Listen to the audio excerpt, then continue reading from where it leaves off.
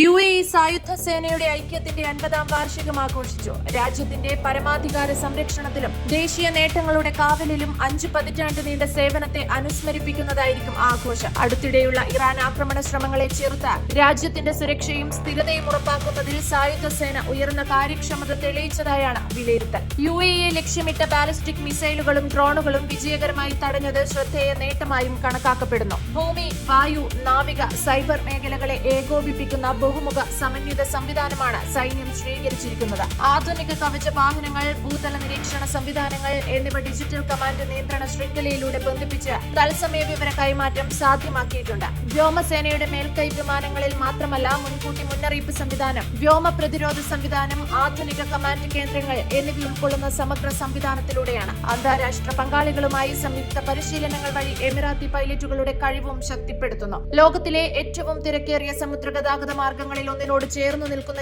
UAE-യിൽ കടൽ സുരക്ഷയ്ക്ക് പ്രത്യേക പ്രാധാന്യമുണ്ട്. ബഹുമുഖ ശേഷിയുള്ള കപ്പലുകൾ, തീരനിരീക്ഷണ സംവിധാനം, മനുഷ്യരഹിത പ്ലാറ്റ്ഫോമുകൾ എന്നിവ ഉപയോഗിച്ച് ഊർജ്ജ മാർഗങ്ങളും ആഗോള വ്യാപാര പാതകളും സംരക്ഷിക്കാൻ നാവികസേന ശേഷി വർദ്ധിപ്പിച്ചിട്ടുമുണ്ട്.